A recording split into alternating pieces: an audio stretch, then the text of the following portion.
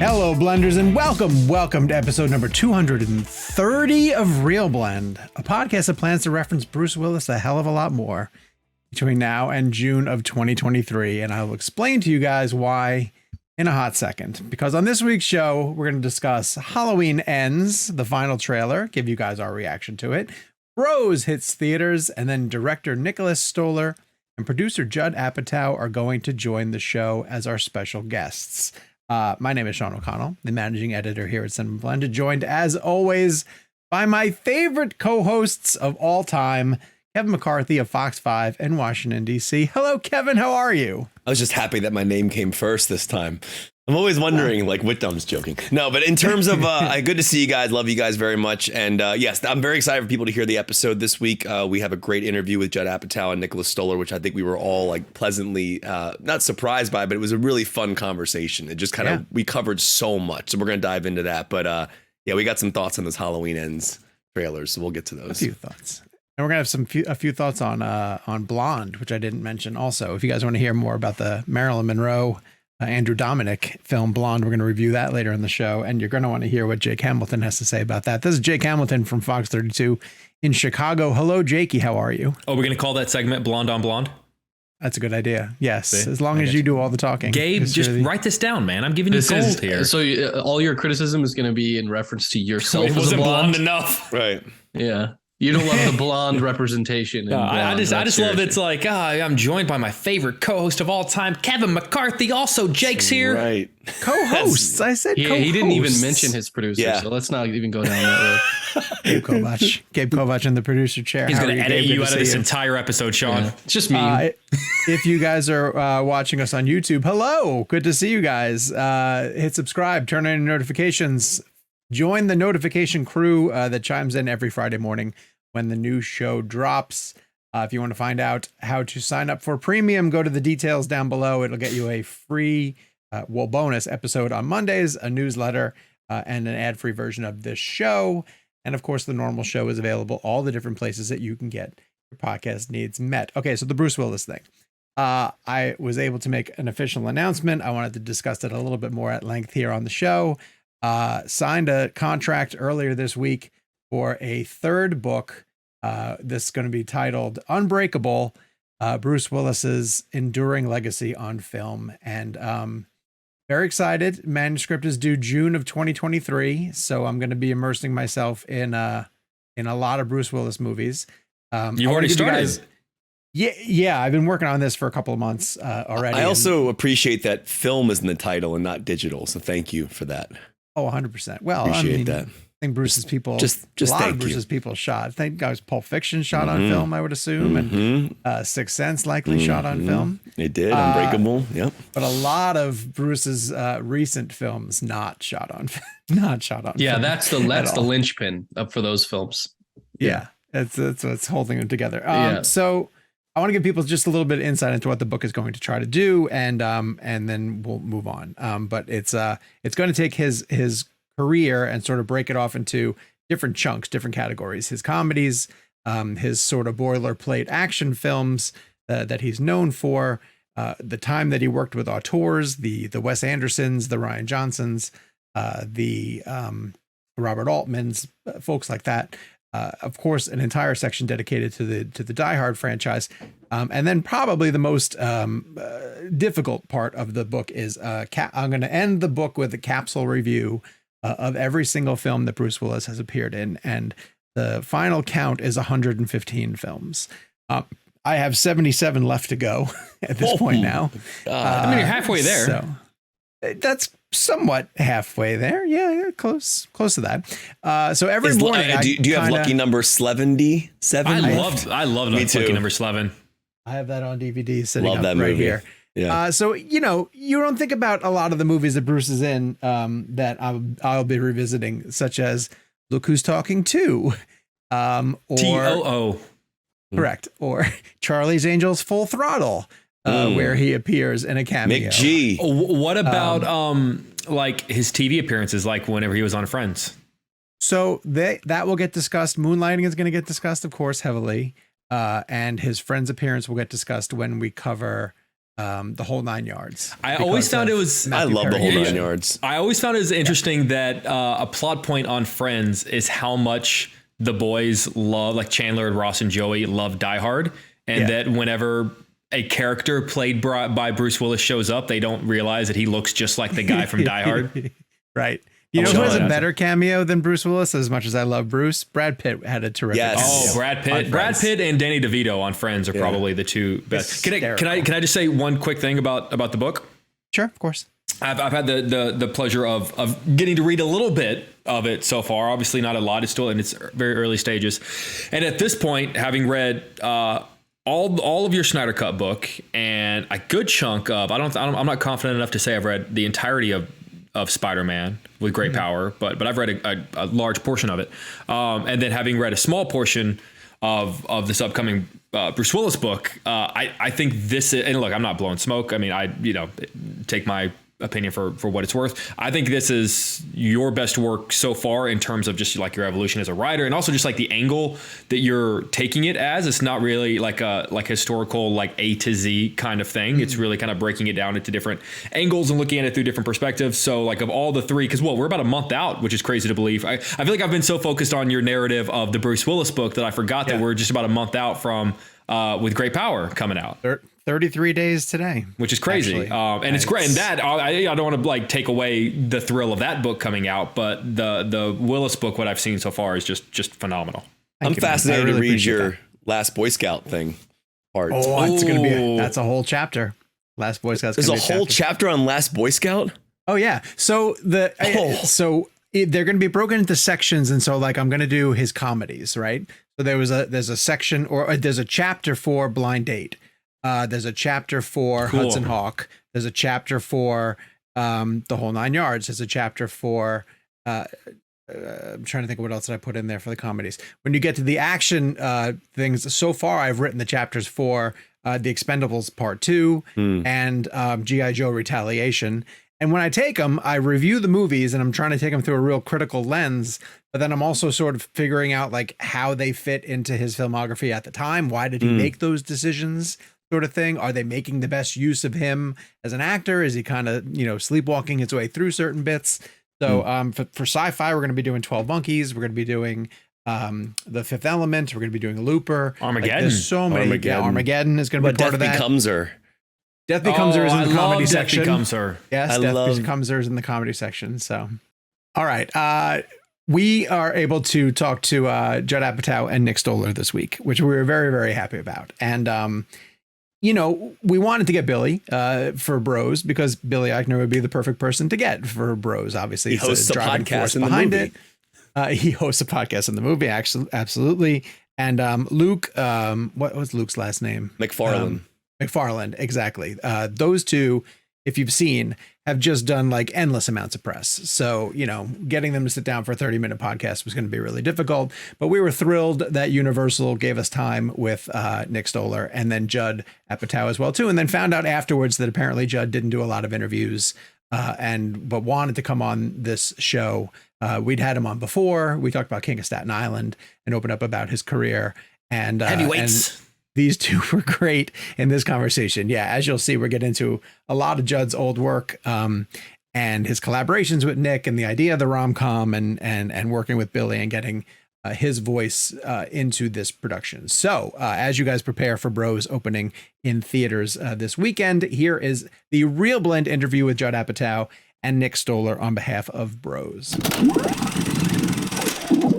The confidence speech on the beach is probably my favorite scene in the film. It's a phenomenal sequence. But I want to start off by asking this question because I find this interesting. Judd, if you look at like Trainwreck or even like Funny People, these are films that have blurred lines between someone's real life and the possibility of the fictional character they're playing. I mean, Trainwreck, Amy Schumer's playing somebody different, but there are things about the character that remind you of Amy. So I wanted to ask each of you, where do you see the line, even in King of Staten Island with Pete Davidson, that was very, very similar to his life, but again, a different character. Where do you see the line between Billy and Bobby? Where do you see Billy stop and Bobby begin? Like, how do you balance that out? Because they are very similar. I don't know if we should say that for Billy. right? Yeah, I don't think that's the secret. Yeah, that's the secret. Yeah, I mean, I think there's like an emotional core there that is accurate to some of the stuff he believes and feels. And I know that beach scene, the specifics are different, but a lot of that is stuff that he has experienced, and I think that's one of the reasons it resonates so well. But the character is also different than he is, and is and has is probably a pushed version of who he is. But he would probably have a better answer to that. But there's a kind of an emotional truth there that I think he agrees with. We always say 30% real, 30% completely made up, 30% observed from your friends. Huh. What's the last 10%? Yeah. The last 10% are tend to be dick jokes. Wait, if you don't, since looking at Trainwreck, for example, Judd, is that could you where do you see Amy and where do you see the character? 42% real, 16% crayons. We're just gonna go through every single character. Yeah, I think it really all comes from, at least to me, from Shandling, because when I was with Gary at the Larry Sanders Show, he didn't accept the talk show gigs. Yeah. So it was an imagining of the worst part of himself, the narcissistic side who was struggling to not be such an egomaniac, having taken one of those talk shows. So Gary was great at using parts of himself and then letting them out they're one part of yourself becomes the character. And but Gary always said, I didn't take the talk show. Larry couldn't write the Larry Sanders Show because he would be too much of an egomaniac to observe himself. And I think that's the case for all of it. Billy can observe himself and say, oh, maybe I have issues with vulnerability here. And obviously we're exploring the idea of bravado and comedy as a cover for not wanting to get hurt. And masculinity as a cover. Too. Yeah.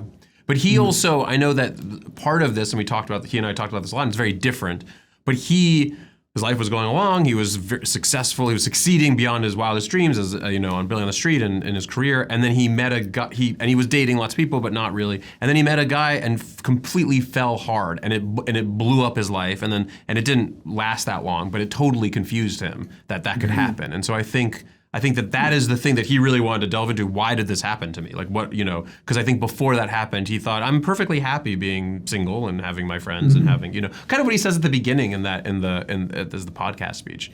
So I think he was kind of trying to excavate that. Yeah. Cool. Thank you for answering. I was just curious. Guys, I don't want to ruin the joke, so I'm going to kind of ask around it, but I think you'll know what I'm talking about. I am a massive fan of Garth Brooks, so much so that Sean, who was the first person to see this, texted and said, there's a joke in this film you're going to love. And it's a joke that kind of keeps going in regards to Garth Brooks. And I'm just sort of curious, when you make a joke specifically about someone in any of the films you guys have done, do you let the person know ahead of time, hey, you might be getting some phone calls, or do you just let their phone blow up on opening weekend? Yeah, that's all across the board. Sometimes jokes are so nasty that the studio's you got to call them and see if they're cool with this, or you got to take it out. Yeah. Do you have any examples of that? Well, the one that I thought was really funny was in Get Him to the Greek. Mm-hmm. And Carla Gallo, I could tell you this. Oh, yeah. Carla Gallo takes an electronic penis, let's call it. Sure. And, or was it just a rubber? It was a rubber dildo, yeah. Yeah, and so she's with Jonah. She penetrates him with it, and then I guess takes it out, and then looks at him while holding it, and she says, "This was inside Chris Angel." And it's a random reference only because it happens in Las Vegas, and it's just who has a funny sounding name? There's no commentary. I love Chris Angel. I've gone to see his show. I've met him. He's a wonderful person. And then he doesn't look dildo unfriendly. Well, who does really? When you get down to it. At the end of the day, who is dildo? Everyone. It's a good observation, Nick. It's a good observation. That's a good point. Yeah, that's more about your mood. Yeah. And so that was a joke that was removed because we were like, It killed too, but I think did we ask him and he said no? I think we asked him. He's like, maybe not that one. It was respectful. And then as soon as he says that, you're like, yeah, why did we even ask him? That was so awful to even think. We should have just done it. It was such a funny joke. Yeah, it was a funny So joke. funny. But the funny thing is that joke would have worked with anyone. Like this was inside Gabe Kaplan. Like it really didn't matter. This was, It worked a little better because of Chris Angel. I'm gonna say there was something. It was something Garth random know? about it. Yeah, there is something. But on this, we didn't. I don't think we needed some video of Garth Brooks, so we asked him because he is a big LGBTQ ally and stuff. Yeah. We never asked because we're not really making fun of him. We're celebrating him. It's a compliment. It's a actually. compliment, and it came from conversations Billy had with Luke. And like Billy, like they were talking about music they like, and Luke was like, "I love Garth Brooks," and Billy thought that was the funniest thing ever. So we put that in, and then Garth Brooks just doesn't release his video. He just doesn't do it. Yeah. It's like a rule. It's not on YouTube. It's not on iTunes. No, it's on nowhere. YouTube, but he won't have it in movies and TV. He just won't for whatever whatever. For any kind of for anything thing. like, and so we couldn't, so we ended up not. We used I forgot who we ended up using for this little moment in the movie. But yeah. But he was the inspiration for like some of the best parts of the movie, just as an inspiration of and the song at the his music. end, too. So we are very thankful to him. And I also feel like I maybe should apologize to so many people in the past that we've referenced, because I usually reference people as a way to show that a character is an idiot. So if he doesn't like something and rants against something in the culture, it's usually a cue that they're dumb. But then I think that person is probably like, why me? Why you? Before Al Jarreau died, I'm sure he was like, why are you saying that? The one that got me, that literally I was laughing so hard I couldn't recover in the Toronto Press and Industry screening was Sarah Paulson in Home Alone. Yeah, the concept of that just makes me laugh so hard that I want to see it. I couldn't recover from. Oh yeah, I want to joke. see that movie. He had to ask her. He's friends with her. He had to ask her for her image. We also he asked, and I don't think we had to, but he did ask Renee Zellweger for the Zellweger dating app, and she was cool with it. We were like, she might kill this weird joke that we have in here. But she okay, was, so she was a fan. to that end, because I wanted to get to like there are certain cameos in this movie that just feel like they had to be in there. Like Deborah Messing belongs in Bros, right? Like, and so is it Billy that attracts those people? Is it people who want to come and work with him? And were there maybe any that you guys went after that fell through? Deborah Messing, both Billy and I came up with. We knew we needed allies who were donors to the museum, and we both were like Deborah Messing. And it's so clear that she would be the first person to donate. And she, he knows her from Billy on the Street, and he texted her, and she was like, "I'm in. Whenever you're shooting, I'm in." Like it was like an instant yes. And she's a riot. I mean, she's so funny. And when someone like that shows up and crushes, you forget there are people who are so funny and so skilled. And you're like, we'll have Deborah Messing pop into the movie for like 2 minutes. And then she shows up like, I will annihilate this place in 2 minutes. These veteran sitcom actors just know more about comedy than anyone. And so she was turning lines that weren't jokes into jokes, and just in her delivery and stuff. She was so funny. And she also told me that this was the first time she had cursed in something, which was not in life, I assume, but on video. So Yeah, that's true. I never even thought about that. I never thought about that either. Cursing Deborah Messing is a revelation. Other than that one kind of guest rap on a Dr. Dre album she did. Oh yeah, It was very graphic, Deborah. super graphic, very graphic. Was that on Disgusting? Honestly, disgusting. Speaking of jokes, I want to ask this because I found this interesting. There's a moment where Luke and Billy are walking, and Billy asks him his favorite movie of all time, and he says The Hangover. And then Billy brings up this line that Bradley Cooper says in the film where he's paging Dr. I'm not going to say it, but it's a line that's in the film, and he's like, that's one of the first lines in the movie from the character. And it's interesting to think about it because, looking back on that film, years later, it obviously is a problematic moment or a problematic line. So I wanted to ask each of you, in terms of comedy and kind of movies that you made in the past, are there lines that sting like that for you in your movies at all? Like that you would be interested in kind of like looking at and going, maybe I wouldn't have done it that way. I would have done it this way now. I mean, I hope I've always been thoughtful about jokes like that.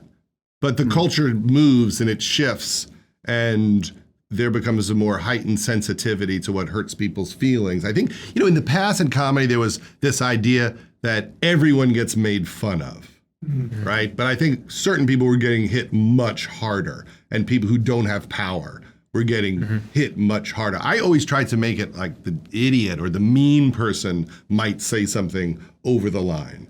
There's a line like that opens up the first episode of Freaks and Geeks, and it was a way to establish that Sam Weir was bullied at school. And I remember debating that with NBC if we could say it.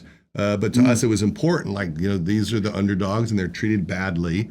And I don't know if it would be handled exactly like that way today, but like to us, it felt important to say, here's the reality, when you're a little nerdy kid, of the hard time that you get. So I don't know. I think that line is always moving. It's hard to really know exactly what the rules are. Yeah, there isn't. I mean, I'm sure if I went through, there'd be moments or things, but I try to, when I make a movie, that everything be character driven, that you're laughing with the characters, not at them, and that I'm never punching down. And like, I don't think there's anything funny just about an insult. That's not like funny, but I think insulting someone who's powerful is much funnier, if you're gonna go there. And again, it's a character thing. Like if the character is the kind of person that would say something offensive, then they should say something offensive. But you just have to make sure that's very clear what your intention is, and that it helps the story. It's not just you're saying it because you think it sounds funny. Sure. Yeah, sure. Guys, between This Is 40 and Get Them to the Greek, obviously you guys are really good at taking who are at the time secondary characters and then making them the focus of a story. Who is a secondary character in this movie that you think would be worthy of their own movie? Oh, there's so many. I really want to see what Eve Lindley's life is like. That's the Tamara character. I think she's so funny. And then also, T.S. Madison and Miss Lawrence are hysterical. Like, they're both really... there's so many people like that, because you can feel behind all these actors their whole life story. Like, you just feel it. Like, you feel like this kind of, like, thing popping, beyond the lines that they have in the movie. You feel, like, an energy there. And I think that... So it's really hard to pick, honestly. I think when we cast a lot of these parts, our hope is that when you watch the movie, you feel like if the camera followed any character home, you'd be really psyched. Yeah. And I think a lot of what we've done with these movies is try to really follow that up. So if Russell Brand pops in one thing to go, all right, well let's see what the rest of his life is like. So I think that's really fun. I actually am always sad if you can't do that. I really desperately want to know what those stories are when a character comes alive and you feel like there's so much more there. Yeah. And also, This Is 40 is probably one of my favorite movies of yours. So I'm so happy that you even continued that, because that's what I love that film. Sean, go ahead. We wonder how Jason Segel's personal training business is going right now. Yeah. Who knows what? Yeah. I'm glad Kevin brought that up, because I've heard from more than a few people in our circles who've been able to see Bros that are proclaiming that the rom-com is back, essentially. That this movie is bringing it back. But I would argue that, like, with movies like Knocked Up, and This Is 40 and Forgetting Sarah Marshall, and a lot of the TV shows that you guys have been responsible for producing, that it didn't really go away. That it's just you guys rethought, the way into it. So I want to hear from each of you guys, maybe starting with Nick, how you approach the genre. I don't think it went away. And how do you deliver stories inside of it without kind of like falling victim to the cliches of the rom-com, which I think this movie does a really great job of pointing them out, and then circumventing them. Yeah, there's a weird thing where people are like, rom-coms are dumb, but this one's good. And I'm like, maybe rom-coms are hard to make. Yeah. Maybe that's maybe a good rom-com is very hard to make. Like, that might be the actual thing. I'm so sick of great rom-coms. I know. Too many great ones. It's so hard to do it is actually what I think. And the reason it's hard is you have to find someone like Billy who has a story that deserves this, and you see it with all, the great rom. If you think about When Harry Met Sally, like, that was Nora Ephron and Rob Reiner and Billy Crystal talking about their lives for, I imagine, at least a year. Three of the most brilliant comedy minds there are, and turning that into a movie. And so you're really like, but yeah, I don't, whenever I read like, where's comedy? Is comedy this, comedy is that? I'm like, it's still here. We're still like making, you just have to make a good one. And I think people will show up. Joe, what do you remember about Knocked Up when that came out? Which I thought was a pretty traditional rom-com, but like just through your filter. I don't think I even thought of it as a rom-com. I just thought of it as a weird expression of just a lot of things that me and my friends were going through in different stages of life with kids. And So there was an aspect that was a rom-com of, an accidental pregnancy, and then trying to decide, like, could this be a real relationship? Like, do we owe it to the baby to see if we might like each other? Was the basic premise. And then seeing Leslie and Paul, like, that's the Ghost of Christmas Future. Here's what it turns into, and here's what's the obstacles of just being a parent and trying to get along well in your marriage. I don't think I generally even think of the genre that much. I mean, I think maybe more with Trainwreck, we were aware of, this is a rom-com and the rules of it. But it is about both following the rules and reinventing it at the same time. Yeah, you always hear like people are like, well, of course it ends happily, it's a rom-com. But you never hear like, well, of course the Avengers win. Yeah. It's like movies have a certain this movie's had a beginning, middle, and end. Okay, it's a way to tell human stories. One of the human stories that I find most interesting is people falling in love. Well, that's a great point. There's only so many ways to do a rom-com. They either wind up together, or one of them dies of a disease, right? Like it's not, or that's like a com. That's one's an asshole. You find out one is an asshole. That's the other ending. Like there's like 3 ways to end these. Yeah. Judd, I just want to point out too that Leslie's reading from Knocked Up of I like Spider-Man. Yeah. it's always my favorite line. Oh, it's so sad. It's so sad. That's one of the saddest moments. I still remember that night. Because Bennett Miller was on set, and he was like just hanging out watching, and we were shooting a short film just as a joke, we were so like young and had too much energy. So while we're shooting the movie, we're also shooting a weird short film that's about Bennett Miller being sent by the studio to oversee me because it's not going well. And so I'm both directing and he's acting as an annoying studio stooge. And it was a weird night, but Leslie, improvised a lot of that, and her and Paul were great in that moment at 4 in the morning. Classic. I mentioned the confidence speech at the beginning of the interview because I think that scene, straight or gay, is extremely relatable in terms of people telling you to change, not be yourself, and I think everybody can relate to that idea. Obviously, what Billy or the Bobby is talking about in that scene is personal to him, but there's a relatability to basically everything he says in a way.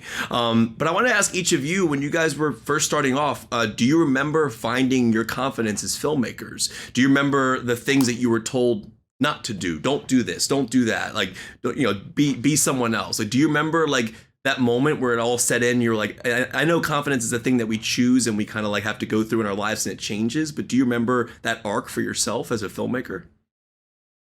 I mean, when you're starting out, you're kind of copying. I copying stuff, and trying to figure out how stuff worked. Like I remember seeing like when I was 22, seeing Rushmore and it blowing my mind. I mean, like how was this put together, and thinking it can't, and so it's your copying stuff, and then I also remember seeing comedies and being like, why aren't these funnier? Like in movie theaters, like why aren't they? I don't get it. Like, why aren't these human? And like when I met Judd, you didn't like a Haunted Honeymoon? I did. That actually was one of my favorites. That was one of the things I copied. But there was that era like Spies Like Us, where there was like a few, and you're just like, come on, guys. Yeah. Well, especially early 2000. Yeah. And then I met Judd, and I was like, oh, we speak the same language, and like he became a huge mentor figure to me. But it was also just like, this is like telling very human, honest, truthful stories is how you get to something that's very funny. And that was a revelation for me, and also unlocked, as young artist or whatever, like unlocked how these things are made. I always just thought like there was nothing about me that was interesting, and it took me a long time to think that anything that happened to me or my feelings about anything were interesting. And when I directed Freaks and Geeks, I directed an episode with Jason Segel. That was the first episode I directed, where he was like playing the drums to Rush. I had to get so much help from Jake Kazan because I didn't know where to put cameras, and he would like sketch it out on a napkin for me. And then you see him play, and it looks like he's good, and then suddenly the Rush disappears, and you only hear the drums, and you see that he's terrible. And it's an incredibly sad episode when I look back, because it's all about him realizing that he's not good at the drums. It's like a heartbreaking episode. But there was a moment in one of those episodes where Bill was watching Gary Shandling on the Dinah Shore show, and he's like a latchkey kid, and there's a Who song, I'm won over it. And it was just very personal because it was my whole childhood was just watching variety shows alone, kind of having a good time. And afterwards, Jake said, like, that's the best thing you've ever done. And it was the most personal thing I've ever done. It made me realize, like, oh, maybe there's something in me that someone else might connect with. Cool. Thank you for sharing. Guys, I have to admit, for a long time, I referred to, and actually still do, Forgetting Sarah Marshall as my breakup movie. Like, if I went through a breakup, that's the movie I sat down and watched, just to kind of like, I don't know what it was, but it made me feel good and feel seen and kind of feel like, okay, like it just kind of put me back in a better mood. And it was my breakup movie. I'm curious as if you are too close to your film to allow it to still have an impact on you. Like, is there ever a need to watch one of your own films? Like, not like catch it on TV, but do you ever need to watch one of your movies? Like if our wives leave us, we watch Forgetting Sarah Marshall. Yeah. 2 hours later, you're good. That's what she was attracted to. I mean, I'm now showing them all to. I have a almost 15-year-old daughter, so I'm now showing all of them to her. So They'll that's watch like, Oh, interesting. How's that going? My kids won't watch them. yeah, she'll watch them. Or Yeah, out of she's the blue, Iris will be like, we watched Anchorman last night. Wait, do you watch them with her, Nick? Yeah. Oh yeah. Is that interesting? Interesting to watch her reaction. Yeah, like just like to your work and like yeah, it's got to be interesting. Yeah, I mean it kind of is. Like I guess it is interesting, and it's always when she laughs at anything that I did, I'm like, oh wow, that's amazing that like so yeah. Right. I'm like, Did she ever question like, oh, so that's the shot you went with, huh? yeah. Yeah, no, she's like, I'm trying to think like, yeah, I've shown her Sarah Marshall. I haven't shown her Get Into the Greek yet, and I showed her Neighbors, and And they said do the whole thing. yeah, they should. Yeah, I can't 5-year get engagement. I can't get my kids to watch with me like the whole thing. Judd, your kids are in. Your them kids now, are in the though. movie. They don't care. Yeah, They don't even care about that. No. Like don't watch them? Maud's never watched Funny People as a prank. What? Like she just won't watch it. And so whenever we watch TV and she's like reading a magazine or something, I just put it on. And then she like shuts it off. And so it's like a running gag that she's never seen Funny People and will never see it. Just as it makes her laugh that I'm so annoyed that she won't watch it and she's in it. Judd, do you watch Euphoria? I do. I'm a good dad. I'm not a bad daughter like her. Man, that must be weird to watch that show. Like She doesn't do any of the weird shit though. parent. Maud doesn't do the weird shit. Yes, true. yes. That's the most fun thing is to take the nice character and flip it. Yeah, that's So true. we don't know where that's Judd's going. like because the Angus relationship. We'll see what happens with that. So Yeah. Judd, I want to just pivot and ask about the Please Don't Destroy project because I'm based in Charlotte, North Carolina, wow. and so thank you guys for bringing some work through town. Yes. And you've shot here before. You shot here with Talladega Nights, and anytime I'm able to speak to Leslie, she always says how much she wants to live here, and it always makes me really, really happy about that. But you love to identify, sort of up and coming talent or talent that needs a brighter spotlight on them. So I'm curious what it was about those guys that made you want to sort of put some weight behind them. And what can you tell us about that? Well, we were developing that script before they got hired on Saturday Night Live. Oh, wow. And Nice. I mean, they're just insanely inspired and funny. And they definitely wrote, working with them, it's a funny experience for me because it's like when I remember visiting Sandler on the set of Billy Madison. There's just a moment when you're just hysterical and you haven't done that much and you're just so in the groove and there's nothing about the business that scares you that much yet because you haven't kind of taken any terrible hits, like after a while, like you've taken hits and you might like move a little slower, but they're just having a blast and they're really creative and it's exciting. It's a big, funny movie and Bowen Yang is in it, and Conan O'Brien, and Meg Stalter, and Ex Mayo, and so I'm excited about it. Next year? It's coming out next year? Yeah. Okay, cool. Thank you. I have to ask this now, but just because I want to follow up on that, can you tell us the story about the Billy Madison set visit? I don't know this. I don't know this story. I kind of want to. I mean, I think our audience would love to hear it, and it's obviously a classic film for all of us. But what was that about? Well, I had just finished Heavyweights. And then Adam was doing, so that was like my first movie. And then Adam was doing Billy Madison. So I remember like flying to Canada to visit that set. And yeah, it's a crazy moment when you're allowed to make movies and you clearly don't know how to. And there are things in them that are just so crazy because you don't realize that you shouldn't do it. And then it's a lot of people's favorite part of the movie is the thing that you would never do again.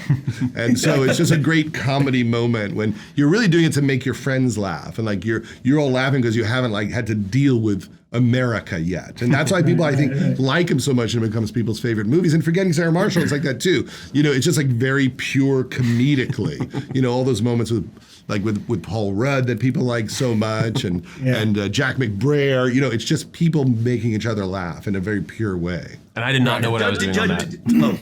Judd, do you think the character that Ben Stiller plays in Heavyweights is the same character in Dodgeball?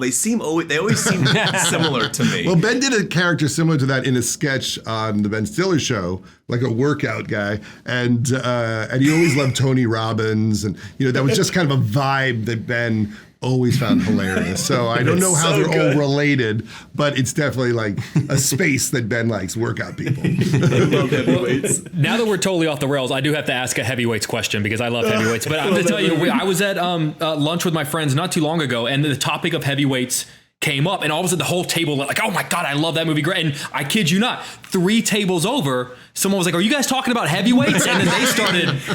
So I'm just sort of curious, like, obviously it's great when you put out a movie and it gets great reviews or when people talk to you about your recent work. But when someone comes at you with like the deep cuts and like starts bringing up the movies that you made coming up on, it's crazy to say almost 30 years ago. What does that mean to you when you hear someone that says like, that movie, that thing you made almost 3 decades ago still means a lot to me and gets people talking across a restaurant? Well, it's a weird one because like that was a Disney movie and they just dumped it. They didn't know what the hell we just did. And so they didn't market it. There was no talk shows, there was no junket, literally nothing. And so it wasn't a hit. I think it cost 10, made 20, so it wasn't a disaster. But now, you know, they put it up on Disney Plus and to the audience, it's like it was made this week. Like they don't care that it's 30 years old. It looks brand new to them. Yeah. And so these things have like new lives and you kind of never know what people will connect with. So it's great. And you get young 16-year-old Kenan Thompson in there. Yes. You get the early cut of Kenan Thompson. Yeah. And Paul. And Paul. Yeah. Paul is a skinny, Is Paul counselor. Feig in that too? Yeah. Actor Paul Feig. Yeah, that's Not right. in a suit, by the way. Pre-suit. He was really out of character. Slacking. All right, they're going to kick us out. But I wanted to bring up the fact that Billy has announced that he's going back to do Billy on the Street, and he's bringing Paul Rudd with him. And Nick, this one's for you or for Judd even too. How come you guys haven't had a chance to do this with him? It feels like you guys have the in to go out there and do. Would you be interested in doing one of those with him? I don't know if I'm the right person for that to be dragged around. Yeah, I don't know how you would feel. Yeah, I don't like meeting people like that. yeah. I'd be scared. I'd always be scared that somehow a joke would turn on me that I didn't see coming, and then I'd be decimated by it. Oh my God. Emma Stone, they were like, we loved you in Harry Potter. And she was like, that's Emma Watson. I might fight back too. Like I might accidentally start riffing. Like that's my instinct is to riff, and all you're supposed to do on that is just like react. Right. But it's great that Jack Black and well, I'm giving away the secret that Jack Black did one. Yeah. I guess cut that out. Yeah. It's great that Paul Rudd and someone else made one of those with Billy. And I'm Someone who might give you goosebumps. Yeah.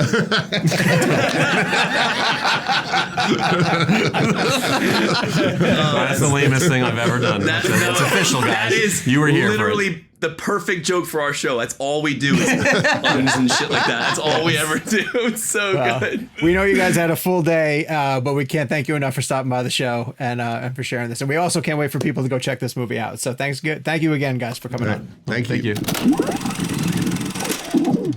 Thank you so much to Judd and Nick for joining the show. Make sure you guys check out Bros. We're going to review the film in depth a little bit later on in the show. But before we do that, we want to get to the Halloween Ends final trailer because I had a couple of major questions about this trailer now that I've seen it and about this trilogy as it exists. And hopefully you guys can help me figure out what we're in store for, because I think the three of us all kind of agree that like we're not quite sure why Halloween Kills exists. I mean, I've been saying this since the 2018 one. Like, in my opinion, and again, I know we work in a business that's business related, but Sure. the 2018 film was beautifully called Halloween. And it should have just been a bookend, and that's where he should have died. You had all 3 generations of the Strodes. You all 3 at the same time kill him in that basement, and then you're over. And I'll tell you right now, when I'm watching this new trailer, it's this one in particular. Like after that 2018 one, I was like, oh my God, we're gonna get more of these, and I knew that was coming. I get it from a financial standpoint, but at the same time, I can't watch this new trailer without thinking to myself, this just feels like a moneymaker. And I'm not saying that's a bad thing. I get the business we work in, but narratively, it's just frustrating because how can you continue to have him kill people in ways that are going to be different from the last 12 films you already did? And I'm just well, they literally reference an exact kill from the first movie. That's what I was going to say. Like, a number of the kills in this trailer are just like, oh, this is an homage to what we saw in the first movie. Are we supposed to think that at the end of the trailer, she's eventually going to put his mask on? Oh, I didn't get that. I didn't get that either. She was going to put his mask on? Oh, I thought the way I saw the ending of that trailer was that she was going to put the Michael Myers mask on. But in what manner? Like she was going to start killing people? I don't know. Maybe she was going to kill him with the mask. That'd be cool. No, I didn't get that vibe.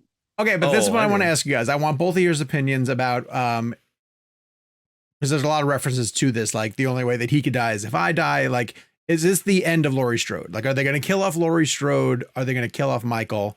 In which case, if they continue to make more Halloween movies, they just won't involve Laurie Strode anymore. They kill her and he doesn't die. It's going to be so annoying. But let me ask you this: they killed her once already. Like Laurie Strode has died in Halloween Resurrection, I think. So I gotta be honest, like if that's their big emotional wallop at the end, for me, the emotional peak that I need to see is her killing him and moving on with her life. If the big shock is that she also has to die, I feel like they have forgotten that some of us remember that she already died. He threw her off a roof. I don't remember that element because I don't know that movie doesn't exist in this timeline. I know. Trust me, I brought it up to her and she wouldn't talk about it. Yeah, that's what it is. They just ignore it. You got to remind people. It's in the sequels that this narrative is not a part of. Okay. Right, because the 2018 Halloween is literally a sequel to the original. Yeah, and it forgets everything 2 and beyond, and this was like Halloween 10 or something like that. It's the one that followed Halloween H2O, which I actually really like. I gotta be honest with you, This is the dumbest title. I know it is. I am a little bit more forgiving of this trailer than I think you guys are. I kind of liked it. I hated Halloween Kills, if only because I could not wrap my head around the concept of a Halloween film that featured Jamie Lee Curtis in which we get no scenes with Michael Myers and Jamie Lee Curtis together. Like I could not wrap my brain around that. It is weird. But this one, I mean, look, like all I want out of, as a horror fan, a guy who literally has a Michael Myers mask 3 feet from me right now. All I want are some fun Michael Myers kills, some tips of the cap to the original, which looks like they've recreated. I mean, to the point where they're like, hey, in the trailer, they're like, hey, remember this shot from the first movie? This is their Clerks. Basically, yeah. Their Clerks 3. And some tips of the cap. I wouldn't mind some nostalgia to the original one and some closure for at least a couple of years. Let me but if the emotional wallop is we're gonna kill Laurie Strode, then to me this woman's been through enough. You've literally already killed her once. Let her go. Let her be happy. Let her kill Michael. Let's let it be, no pun intended. Let's let it be dead for a while and then let's move on. But for the most part, like I watch that trailer and I go, I want to see that. I'd like to see that film. I'm actually surprised you guys didn't have that feeling when she was pulling the mask. I thought she was going to put it on. I just look at because let's see, based on the 78 Halloween and then the Halloween one that came out in 2018 and then Halloween Kills, based on that narrative, she has not seen his face. Is that correct?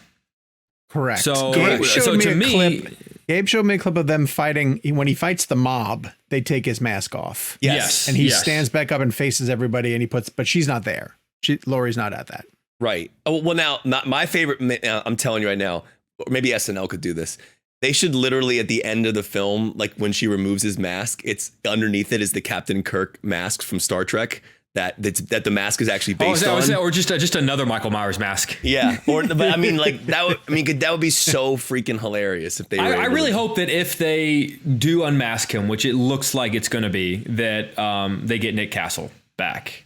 Oh, that'd be cool. To me, that'd be so kind of full circle. Do we not know? We don't know yet. Well, he has made like cameo appearances in the other films, Yeah. but he doesn't play. Like, I mean, they've got someone else playing Michael for the most part, like a bigger, Pretty sure it's Nick Castle in Kills, who's in the mob at the scene, beginning with in the prison, right? Isn't that him? Or that, I believe. Yeah, I believe.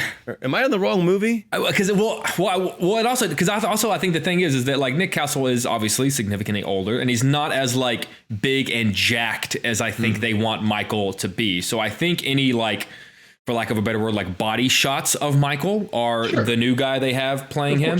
But for a shot in which like maybe we're only going to see his face, like let it be Nick, and like he's going to be all burnt to hell anyway. I'll honestly never forget the impact of Friday the 13th, the final chapter, when Corey Feldman knocks off Jason's mask for the first time. Yeah. It was really jarring, to see what he looks like behind the mask. I don't know if Michael Myers is going to have that impact, like depending on what he looks like. They've taken his mask off like 8 times in the franchise. Like it's not like we've seen it like crazy from like reveal. sides and like different angles. I just try to remember like he's always obscured for the most part, except for was it the first one you just kind of see his face? For there's something that they touched on in Kills that really bothered me that to me made it less scary is this idea of Michael being supernatural, which to me that's not scary. Like to me, the most horrifying thing, the idea is that this is just a man. Like this is just a guy who went nuts. Right, but he obviously is in some capacity unkillable. Like in a but the more the more that they straight up make that a plot point. I mean, there's a part of us as an audience, we know that subconsciously, but whenever you address that in the film, then I just go like, okay, this is not fun anymore. One of my favorite in the first Halloween. I mean, the first Halloween, I think we're all in agreement that it's a masterpiece. I mean, it's just you mean Carpenter's first Halloween. Like just shots and everything about it. And it's also weirdly, and we've discussed this before, it's so many less kills and it's so much more effective. A lot fewer kills than people realize. Because I think there's 4 deaths or 3 deaths in the first one. And I think one of the most interesting things about that death count thing is I think the first Rambo only has 1 kill, and you think it has a lot more, I think. Or he kills one person in the first Rambo, I believe. I'll double check. But in terms of Halloween, like that's what's so interesting to me is like we think we want more blood and gore and guts, but if you go back to the original, it's so much more effective and scary because it's. And then I think I saw this in the trailer. Maybe I'm wrong. My favorite kill. It's weird to say. I think one of the most iconic kills from the first one is when he stabs the guy into the wall and he does the side which he does in the trailer for this one. That's what I was wondering. So that was clearly a callback, and I don't know that I don't know. Does Michael Myers know he's in his final movie and he wants to give us his... maybe he's just running out of ideas. It's just what he does. But that look was so like, to me, that's one of the scariest things in Halloween because he's like genuinely like, he's like curious about his kill. He's like, Whenever I interviewed Nick Castle for that behemoth of a special I did a couple of years back, I asked him about the head tilt. Oh, what did he say? He said that he had the body up against the wall, and that he just remembered Carpenter going, "Tilt your head, and he was like, "What? Why? What do you mean tilt my head? Why?" I mean, keep in mind, this is a guy who like rolled onto set because he knew John Carpenter, and Carpenter was like, "Hey, put this mask on." So he wasn't a professional actor or anything. So he's just like, okay, and like tilted his head. So it wasn't a conscious choice. It was actually that's the genius of Carpenter. That was Carpenter shouting from behind the scenes, "Tilt your head." Is that in your piece? Yep. Where can people find it? Oh, you can find it on YouTube. Watch this piece because he interviewed all the different horror, all the 80s monsters, including the original Pinhead, because we'll soon be talking Hellraiser very soon. Yeah, that particular side. That's it. Well, it's funny that you point because I love that. It's one of my favorite horror shots of all time. And Gabe, you said wait, you said that's not part of the haunted house at Universal right now, correct? The kill up against the wall. Yeah. No, I think I would have. I feel like I did go. You said through the sheets is I did a part go through of it, like 12 haunted houses in one evening, so maybe I'm misremembering, but I don't think that was in there. His sisters. I guess kind of spoilers if you don't want to know that haunted house. but Yeah. I don't remember the pinned up against the wall. No, I think Carpenter's a legend, man. Legend. Well, I agree with Kevin that they should have ended it. Like they had the perfect ending in 2018 or whatever perfect. it was. 3 generations. I He's remember right Kevin being there. so upset whenever they go. Well, they when originally do only the shot in pitched- the fire. They originally he's not only there. pitched one movie, right?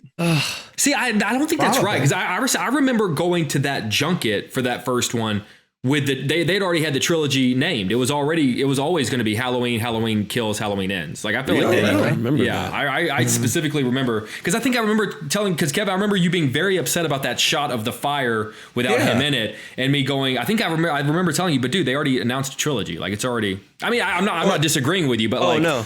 I think I just went in with the mentality of like, and that's honestly, even though even though this is Halloween Ends, like let's be, I mean, what's the over under on 5 years before we come back? I mean, Someone will reboot it. Yeah. Yeah, Disney Plus is going to do a series or something on it or something like that. The history of the mask. I don't know. Oh, they ask a young. He's got his little mask on. They're like, "What's your favorite comedian?" He's like Myers, and he's like, Actually, Michael Myers. Have they done a full blown like? Maybe I'm wrong. Have we seen a growing up Michael Myers? I know at the beginning of I know just in the just a original little boy, and then it jumps. No, the closest. No. instead of like young Sheldon, they'll do young Mike. The and then it's teenage like, years. I'd watch that. the teenage. He's having a hard time at school. Tilting his head in his Saved by the grades. Bell opening credits. Like everyone pauses and looks at the that camera. doesn't exist because when he was a child, he immediately killed someone. So we don't really have like. No, he but doesn't. He doesn't really spend a lot Like of he time said, he's growing having a up. tough time. I know, but he spend a lot goes of time off. I growing mean, he up. does have time in between. It's like they should like. Do a teenage Jason, but every episode is just him at the bottom of the lake. Oh, dude. What if they It's do like like Boy doing Meets 8 World, episodes. but like Dr. Loomis is like his Mr. Feeney and like teaches him all these life lessons? If Halloween's not your bag, there's another Halloween. This is going to be a bad episode for you.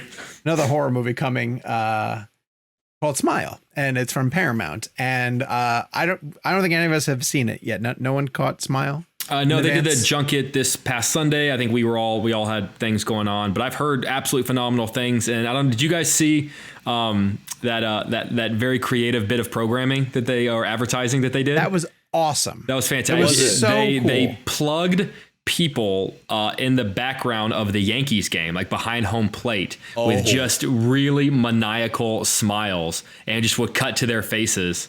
What What would y'all's maniacal smiles look like? That'd be a good like. I don't even like my regular smile, much less my maniacals. But like that would be that. There it is, basically like that. It's brilliant. I'm not sure how effective that is because I feel like that's one of those things where you need to know what the movie is to understand the advertising, which inherently means that. I don't know. But I've heard that the film is fantastic, and it's also just a really great time for not just original horror filmmaking, but just original filmmaking right now. Yeah, I saw look, Zach Kreger post about like the other day. It was like a shot of a marquee. It was like Barbarian, Pearl, Smile, and that's just the horror genre. But you look at we've got Woman King right now. Say what you want to say about like Don't Worry, Darling, but that's an original plot that was number one at the box office. It's a really good time, for people who a film Twitter society that so often complains about sequels and remakes and reboots. Like we're flush in original films right now. It's that time of year where studios are taking gambles on. I feel like the sequels sort of get relegated to the summer, and a few others bleed into like Black Panther's coming and Avatar 2 and things like that. But yeah, this is the time now where a few more of the adult-oriented indie type things are finding their way to theaters. So, and one of those is called The Greatest Beer Run Ever, which is going to be available on Apple TV. That's the next movie we're going to be reviewing in this week's segment. And who should go first? Have you saw this, right? Yeah. All right. What'd you think of it? Well, this is Peter Farrelly. Well, I want to say it's Peter Farrelly's follow-up to Green Book, starring Zac Efron. Academy Award winner Peter Farrelly's. Correct. Okay, I don't think I'm as negative on this as you guys are. I'm not negative on it. Oh, I thought you didn't like it. No, Sean didn't like it. I am sincerely okay. negative on it. All right, then I'm with you, Kev. all right, cool. All right, then and that's good to know. All right, cool. So I actually Well, I'll hold my my distaste till blonde. I think you and I are probably in the same boat on this then, because it's not a great film, but it's also it's a film that I'm glad I watched. I think for people who are not aware of this, it's based on a story from 1967. Zac Efron's character Chicky, he's in New York. He's at a bar one day. Bill Murray's the bartender randomly, and essentially he worked with Peter on Kingpin. No, I loved it. It was just like a small role, and I love how like random it was. And so basically, and Kingpin's so great, by the way. So in terms of the story, so basically Zac Efron's there and he has this idea that I'm going to go over to Vietnam during the war on the front lines and hand my neighborhood soldiers, people who are from his neighborhood, an American beer just to say thank you. And that's literally what he did. He got on a boat, went all the way over to Vietnam, and then found himself, and according to the film, on the front lines of Vietnam in war, handing these guys beers out of a duffel bag. Crazy concept, crazy story, great idea for a movie. I think Efron's great in it. I think it's a little too long. That's my biggest problem. It just felt too long. But for me, what I loved the most about it is that, and there's a lot of these moments in the movie, is when he finally shows up to one of the soldiers, and just the reaction on that soldier's face who's like been at war, and Chicky's just like, hey man, I'm just here to give you a beer. And it's like so absurdly ridiculous, but it's funny. And to me, what I liked about the film was it juxtaposed, the way the war was, shown on television and the protests and the kind of the way the war was there, and then giving Chicky his arc about his understanding of where the war was going. Peter Farrelly has been a part of my life and y'all's life for a long time. I mean, Dumb and Dumber, and There's Something About Mary, and Kingpin, as you mentioned. I like Me, Myself, and Irene when I was growing up. And then Green Book was just fine. I thought it was a fine movie. It wasn't Best Picture. But to me, what sold me on this film were those moments. Like, in my opinion, if you're going to watch this, just watch it at least for the moments where he shows up to each soldier. It's really kind of a fun thing. And also, it's shot really well. The soundtrack score is great. It's just a little too long. And I also think the dialogue is a little too on point, to a point where it just feels a little forced. Like you're taking this incredible story, which is true. And then one of the things that Hollywood does sometimes is they Hollywoodize, the dialogue and the plot points sometimes. And sometimes you can feel that. Sometimes you can't feel that. Here you could feel it a bit. So to me, it worked. Was impressed with how much I enjoyed it. But I'm recommending watching it. It's on streaming this week on Apple TV Plus. I think it's playing in some limited theaters as well. I have not seen it in a theater. I saw it at home. But I actually enjoyed this movie. I wouldn't say that I loved it, but it was solid. Jakey? Yeah, I mean, I thought it was a perfectly fine movie. Like, I didn't dislike it while I was watching it. I think for me, my biggest complaint, my biggest hang up is, so much of the humor and what drives the plot forward is Dickie's inability. Chicky. Let me rephrase that. Well, no, it's okay. Dickie Yeah. was the character from that Bale played in Fighter, right? Is Chicky's inability to understand how serious the Vietnam War is. The whole idea of him even going over there in the first place comes from him not really understanding how big of a deal it is and really what's going on over there. But that idea is extended way longer than it needs to be. And so many of the plot points and the actions of Chicky and the film, which is too long, by the way, arise from, almost for lack of a better word, like his stupidity, his inability to understand that like bombs are going off, people are dying. And the thing that was most frustrating is that his actions, this very fun, cute idea of bringing people beer is genuinely putting people's lives in danger. Like people having to go out of their way to save him and bring him from point A to point B or whatever, while bullets are flying. Like someone could have died because of his idea to bring someone a beer. Like, it's not a joke. And so much of the film relies on him not having made that realization yet. And I had a hard time finding realism in that, if that makes any sense whatsoever. No, I get it. Cause like if he had found it like midway through, because at the end of the day, it is based on a true story. Like, I mean, it is, who am I just to knock what really happened or really happened in movie terms? But it's the innocence of the character. Yes, but I think at a certain point, I just want to go, dude, like your buddy could get shot trying to save you. Like put the beer down and leave. And I think that was where my biggest hang up on the film that I just could not get past or get over. So you guys use the term realism, and I found absolutely no realism in this movie whatsoever. And the comments that I got underneath my YouTube video were, "But this is a true story." Never read the comments, Sean. No, I know. That's mistake number one. And while I do believe that like some element of this probably did happen, I cannot for the life of me believe that it happened exactly the way that it plays out in this film, because this type of movie, which has its heart is in the right place. I will give it that credit. I think it's a sweet story. And as you guys talked about, you're exactly right with Zac Efron and his character having to learn that, you know, doing this kind deed for the friends who are overseas fighting in this war is more difficult than he anticipated. And Jake's right. He probably should have bailed out at some given point. But my fault with it, which took me out of it completely, was that every single time that this dude needed something to go his way to continue the mission, it conveniently was happening for him. Like they were like, he's in the Merchant Marines. And he was like, "Hey, do you have a boat going over to Vietnam?" And they're like, "We got one leaving at 3:00. And he's like, "Oh, does it need an engineer?" "Well, you're in luck. We actually are down one engineer. Why don't you get on board?" So he gets on. Fine. Okay, that's okay. We got to get you over to the thing. Then he lands there and he's like, "I got to get up to the so-and-so province." And they're like, "Oh, we got a helicopter. It's leaving in 20 minutes. Oh, okay, I can get onto this helicopter."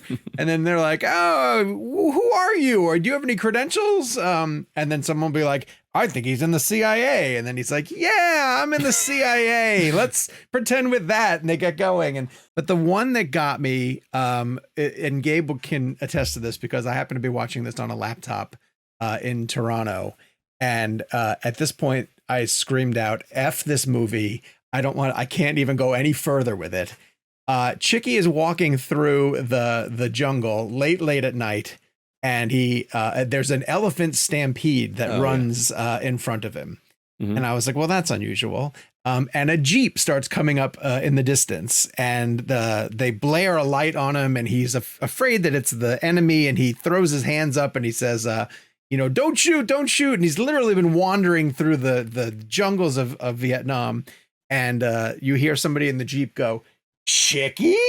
And it's one of his buddies from back home who happens to be driving that Jeep at that exact moment.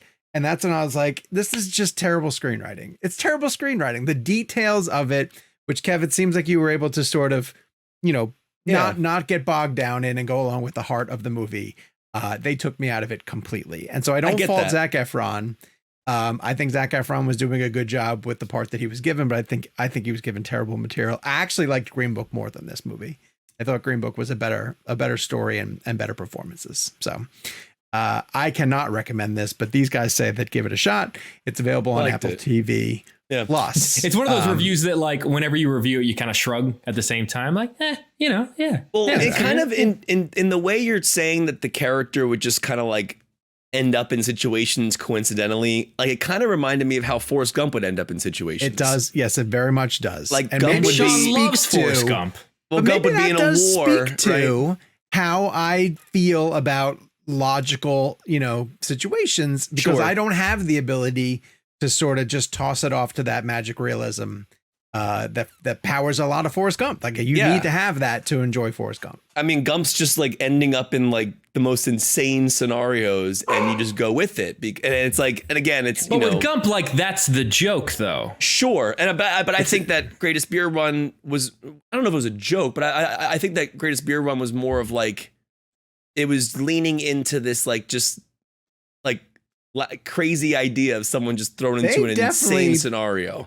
They play it for laughs. Like when there's an element where the one guy is like, "Hey, can you recommend me to Langley?" And Efron's like, "Yeah, man, as soon as I get back, I'll do it," kind of thing. So there is a bit of Gump to it, but yeah, like especially the war stuff, like the stuff like that. That's like just Gump being in those war scenes. Like that's kind of the vibe that I found myself getting. And Jake, did you feel that way at all? Like, did you feel that at all in terms of like some of that, like being no? I love Gump. No, I love Gump too. I'm not saying Gump's a bad movie. I love Forrest Gump. I'm just saying that I found it similar in a way where he was just ended up in crazy situations. That's all. Wow. All right, we're gonna get the blonde and bros, but before we do that, let's take a quick ad break. And we are back. Okay, so one of the bigger movies that's opening this week was in limited release and is now on Netflix, and people will be able to check it out. But you should know that it is a sit. How long is this? Almost 3 hours? Is Blonde almost 3 hours? Like 250. Yeah. All right. So this is Andrew Dominique approaching an adaptation of a Joyce Carol Oates book that's also titled Blonde, which was up for the Pulitzer Prize, and many consider to be her one of her best books. But no, you should know going into this, and I think this might color how you feel about the film, is that it's a fictionalized biopic that imagines a lot of the things that Marilyn Monroe might have gone through over the course of her young life, the early parts of her career, and some of the more famous rumors and stories that are told about Marilyn Monroe, which of course link her to a number of really high profile love interests that she had that do not get mentioned by name in the book. And so Andrew Dominic continues to not name them, but they're very obviously Joe DiMaggio. Except Arthur Miller. I think Arthur Miller. They Arthur Miller gets mentioned. Yeah. Okay. And then John F. Kennedy, who is only referred to as the president in this movie. The buzz leading into it was that it's NC-17 because he takes a very graphic approach to Marilyn Monroe, and he doesn't shy away from spotlighting a number of the things that she encountered through the Hollywood system, being exploited by Hollywood executives, having really difficult times on film sets as she got further and further into her alleged drug and alcohol abuse. I think we could say beyond alleged, she died of a barbiturate overdose at the age of 36. But the movie does get into a lot of speculative treatment of some of the things that might have pushed her into that. And I'm reading a lot of the discourse as the movie is making its way through the film festival circuit, and as more people are seeing it leading into its release on Netflix. And there are a lot of critics who are complaining about some of the more positive aspects of Marilyn's life and work that she did in Hollywood that is getting overlooked or just scrubbed out of the narrative because Dominic might be able to say that it wasn't part of the book. I'm not quite sure. I didn't read the book. But he's also arguing that it just wasn't part of the story that he wanted to tell.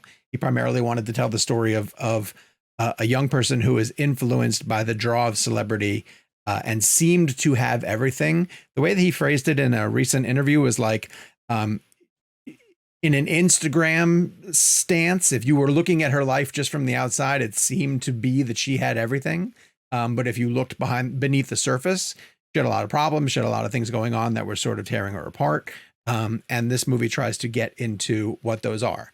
I was riveted by this movie. It held my interest completely for the full 3 hours. I thought Ana de Armas was incredible as Marilyn Monroe. And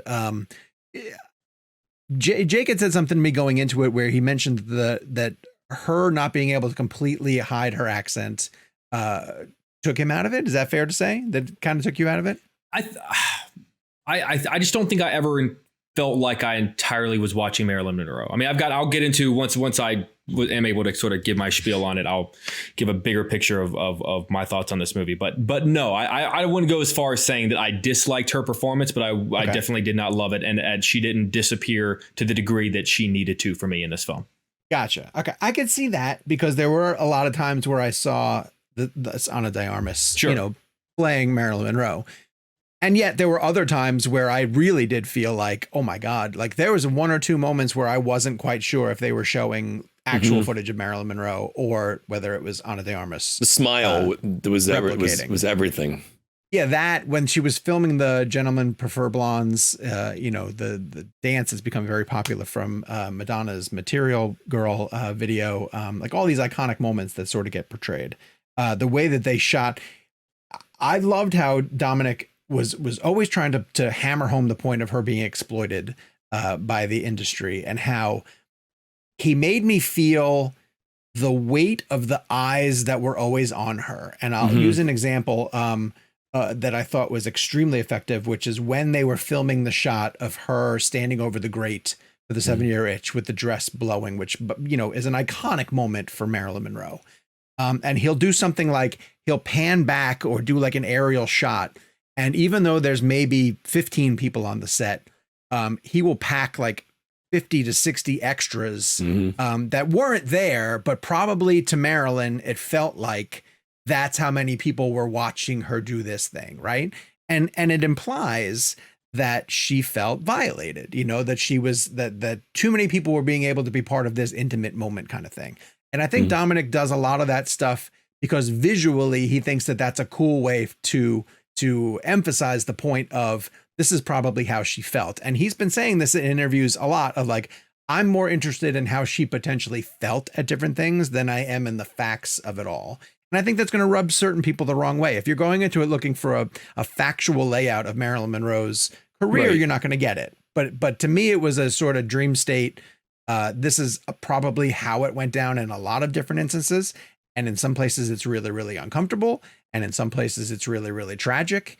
And sometimes you do feel the success, you know, but and other times you feel her button heads with Billy Wilder. And yeah, I just thought it was fascinating. I mean, I think it has its problems. I think the movie has its flaws. But I was completely riveted by it. And I would highly recommend it for anybody who kind of appreciates the way that Dominic makes movies. So Jake, I know you don't agree necessarily. So do you see where I'm coming from at all, or? Well, it's funny because it just feels like we're on opposite sides of the same coin. I hated this movie, like genuinely with a capital H, hated this movie. Felt just wrong and manipulative and sadistic to me. It just sort of felt like, you know, it's less narrative and more just kind of floating from miserable nightmare to miserable nightmare. And the thing is, like, you know, the three of us have discussed this film at length in the text group leading up to this review. So I'm not saying anything that they don't already know about how I feel. But I think my biggest problem is I get what you're saying. I understand the idea of you're trying to replicate some of the feelings that she was going through. What I don't understand is why you can't do that by just telling me what happened to her. It felt like the film was getting off on just making this woman suffer and just enjoying watching these terrible things. And the thing is that, like, if you're going to, as an audience member, if you're going to put me through this, you're going to put me through the ringer and make me watch this woman go through these terrible things, at least let the outcome on the other side of this be knowledge and be actual factual information. Like you can tell me how she was feeling by just telling me what happened to her. You don't have to make up these imaginary fantasy nightmare fairy tales about things that happened to this poor woman. And also, I mean, the movie to me just made her look stupid, and she's not stupid. She was never. In fact, she was known for being quite smart. And yes, there are quick blips and there are quick moments where a character might realize, oh, you're smarter than I think you are. But in a nearly 3-hour movie, those moments don't come along enough. And I feel like those moments are only earned because they follow 45 minutes of making her look stupid. And there's a quick moment where, like, she'll say something smart or recognize something in literature, and someone will perk up and go, oh, you're smarter than I think you are. But again, that's only earned because, like, for 45 minutes, like, oh, look how naive and kind of stupid she is. And there are some actions that just kind of, you know, her believing these letters that were written to her, that they were written by someone else that she doesn't think they were written. I don't know. I hated the experience of watching this.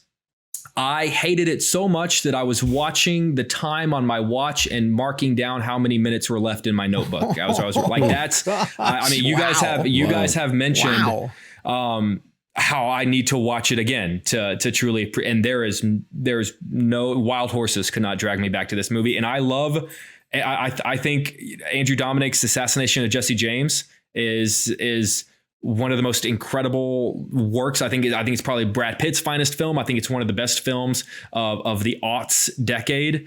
And that's a masterpiece. But on the flip side of the coin, I cannot even begin to express how much I hated Blonde. Like, just genuinely hated it with a capital H, despised it with a capital D. Will never watch it again. But here's the deal. I get what you're saying, but I feel like we're almost saying the exact same thing, just on the complete opposite sides of the coin. Before I throw it to Kev, I just want to address one other thing. Do you think sometimes it couldn't tell you exactly what happened because we don't know? Like, especially the stuff with her and Kennedy. Yes. Right? Like, we just don't know. Yes. Yes. I mean, a lot of their stuff is very well documented. I mean, here's what I'll say. Yes, I'm sure there's a lot of stuff that went on behind the scenes between her and Kennedy that we'll never know. But there's a lot of stuff that is factual, on the record, in books. And if they had used that as at least a starting point, and then moved on to like a degree of a fantasy, then okay. But like the scene between her and Kenny that we get, to me, is just miserable and malicious. And I think it enjoys itself in watching this happen. I just got this like really sickening, like, dude, like, my God, give the poor woman a break. I also took a sort of bigger picture approach to it too, and thought like that this story isn't unique to Marilyn, right? Like I think that you could apply a lot of the struggles that she endured to a number of people who were working in the film industry to this day. The Elton John song and changed it from Marilyn Monroe to Princess Diana. Princess Diana, of course. Yeah, exactly. I mean, but also this also seems eerily reminiscent of almost the exact same complaints that I lodged toward Bohemian Rhapsody, which is my biggest issue with Bohemian Rhapsody, is that it creates a narrative around Freddie Mercury who, one, is not alive to defend himself, and two, is not right. And I think my issue is we can sit here all day and talk on this podcast about how this is a not factual biopic, but whether we like it or not, people are going to watch this film and they're going to take it as fact in the same way that Bohemian Rhapsody is taken as fact, even though it's not fact at all. That comparison, though, I don't know is totally fair, because I think Bohemian Rhapsody is a mainstream movie, and I think you're right in that there's a lot of people who are just going to watch it. I think Blonde is so niche that the people who are going to watch it are going to understand the conversation around it. And I think a lot of the conversation has been, this is not like I think the movie itself has been selling itself as like, I don't think the movie is trying to trick anybody, which is important. So I don't know that comparison is totally fair, in that I don't think that, I'm sure people will stumble across it. It is on Netflix, but I don't think it's going to have the mass appeal of Queen. To your point, let me ask you this question: how many? I haven't seen. What do you think is by the way, which is why I have not chimed in. So, and it's very sensitive material, so I don't want to like. And we did have Andrew Dominic on the show. We asked him a lot of these questions. Jake asked a lot about the fiction, nonfiction. He talks about the NC-17 rating and things like that. You can find that as a bonus episode. But it is this is definitely not an easy film to discuss, and it's going to be discourse everywhere. My last question for you guys, we're quick around the horn. And this will be a question that comes up a lot through the end of the year. Awards. Is this is in the discussion, or do you think she's in the discussion? But that's it. I think she gets a nomination. Yeah. The movie, I think, is going to be too divisive. Does it sneak in because it's adapted screenplay? Because it's based on sometimes like the adapted screenplay categories. I wouldn't say weak, but it's just like you get ones in there that are like, oh, because it's based on a book. Here's the thing. I think Kevin and I are going to be in the minority on this. I think Kevin and I appreciating this are going to be. I don't think people are going to like this movie. Well, it's not an easy film. I honestly don't think she gets in. I think because keep in mind, whatever buzz occurs at this moment doesn't matter. It has to ride through voting, which is going to be late January, early February. And I don't feel like there's enough buzz right now. Like right now should be white hot blistering buzz. And it's got to ride that wave. And I don't think they've got that. That category, Best Actress this year in particular right now is very difficult. Yeah, it's the category we thought it was, plus Michelle Williams. I think she's outstanding. Yeah, I think she's great. So I would love to see her. I haven't seen Fabelmans, but I mean, let us know. Comment below. I want to hear it. Let me ask you this. This is going to be from a learning perspective. Like this is going to be on Netflix. This is $245, $250 on Netflix. People are going to see it's going to pop up on their homepage whenever they get on Netflix. What is the percentage of people that press play that make it to the end of the movie? Probably very 25%. Do you think that probably high? very low? Yeah. But I mean, my parents would probably turn that off. But definitely very low. But I would want to know what that is for a standard movie. I think it's just Gray Man. How many? I would say people watch Gray Man. I think people finished Mank. I mean, I think in general, it's just too easy for people to turn a movie off on Netflix. That's the big issue. That's why. Can they watch it in chunks? What if they watch it in chunks and get to the end of it? That doesn't seem like a chunk kind of movie. I was reading a quote from Joyce Carol Oates, who wrote the book, and she even mentioned when she got the final cut, she had to pause halfway through and took a couple hour break because it's so hard to watch. Yes, and that's and honestly, it is a I'm telling you, and like that's the thing is like, But it's like, his thing. So I think it's he very much made it his own. So, but also from what I've people gathered. listen when you watch this movie, like. This is not a movie you really turn to for pure entertainment. No, it's not. This is pop some popcorn and watch Blonde. This is a very, very hard film to watch. But again, if you're willing to walk away with a perspective that you understand that everything isn't real, but it's just capturing a moment and a feeling. To me, I am glad that I watched it. I'll never watch it again. I just don't want to sit through it. I'll say again. this: I have not watched it. But I've been following a lot of the discussion around it because I'm excited to see it as the word for like.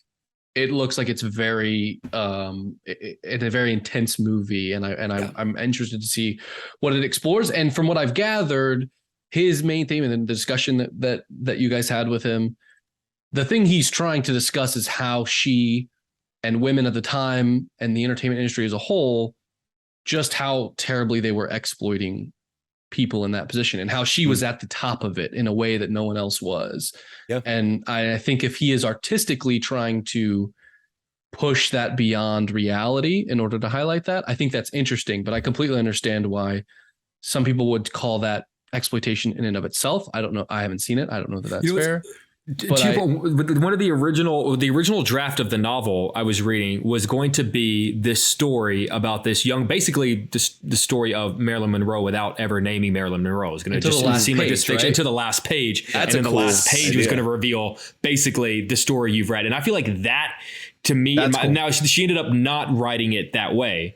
But I remember thinking like that to me is much more that vibe I get in a weird way. You couldn't do that visually. You couldn't do that in the movie. Yeah. You couldn't have her look like Marilyn Monroe and then be like, by the way, that is Marilyn Monroe. Yeah. Plot twist. Exactly. All right, let's shift gears completely away from a difficult film to get through to one that's a pure delight. And this is Nick Stoller's Bros, which is Billy Eichner's comedy and a return to rom-com, sort of, as we discussed with Nick Stoller and Judd Apatow, who have been responsible for some variations of the rom-com over the years. And I've had this conversation with some of the people over at Cinema Blend too, that the idea of the rom-com hasn't really gone away. It just like a lot of it shifted to streaming. You can go to Netflix or Hulu and watch a number of decent rom-coms. Even things like Palm Springs, I think, would qualify as a rom-com. I think the genre has just changed over the years. This one feels a little bit more traditional to me, which is very funny because it's, being sold as the first sort of mainstream same-sex rom-com. But it plays into a lot of the cliches and handles them properly in a way that I felt like, oh, this is a real cool return to form to the Julia Roberts, Sandra Bullock. The cliches. It earned them. Yeah, you know what I mean? Yeah. And there was nothing as over the top as like, the sprint through the airport kind of thing. But it follows the same trajectory of two people who shouldn't, who you don't think would be together, figure out a way to sort of get together. Then they fall apart for various reasons. And are they going to get back together?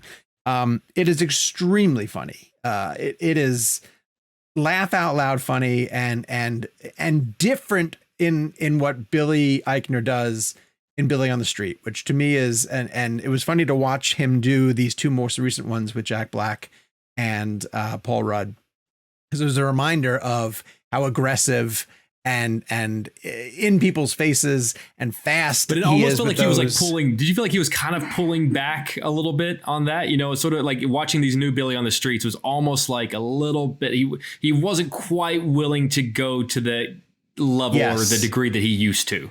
Oh, I agree 100%. And maybe because the personality that he's playing in Bros is tamer. I asked him.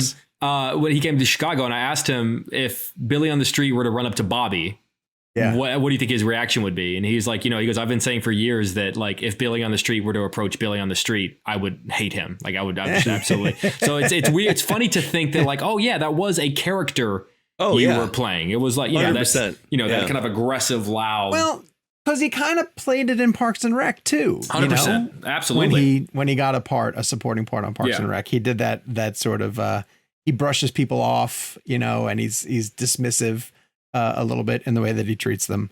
None of that is in Bros. The character he plays in Bros, Bobby, is older and he's a podcast host and he's dealing with the struggles of modern dating. and the use of the apps and you know, but he's also content. He says, and this isn't spoilery, this is the first couple of minutes of the movie, that he's content to not be in a relationship, that he doesn't feel like he needs to be in a long-term relationship, and he's very happy with himself and the status that he's at. He works at a museum. They're currently trying to open the first LGBTQ plus museum in New York, and they're debating about what needs to be featured in there. And through that, I think the movie does a really good job of touching on gay history and significant moments in the development of gay culture through New York, which I think is really important to Billy, and I'm glad that he included it in there. But then, of course, he meets this guy played by Luke McFarlane, who I didn't realize that Luke McFarlane has a huge Hallmark Channel audience. Dude, that's his big. That was. And I didn't know that until after the movie was over, because the whole movie they're joking about Hallmark, and I'm like, oh, but they can't call it Hallmark. They call it something different. Hall Heart. They call it Hall Heart. Yeah. yeah. But the best thing I can say about it is that them as a couple, I rooted for, you know, more than I did in any other, you know, recent rom-com. And it threw me back to the levels of, you know, Jerry Maguire and Renee Zellweger's character and the "you complete me" type thing. And Julia Roberts and Hugh Grant, you know, the times that you wanted them to get together. I wanted these two to figure it out, you know, and I knew that the formula meant that they were going to, but I wanted them to, I was curious to find out how it was going to happen. And it's just, it's a great movie. It's a really fun movie. It's a really sweet movie. It's way more heartfelt than I thought it was going to be. If only because when Apatow has gotten together with some of these other stand-ups, whether it's been Amy Schumer or Pete Davidson for Trainwreck and King of Staten Island, those movies didn't have as much heart as this one does. And maybe by design, I'm not quite sure.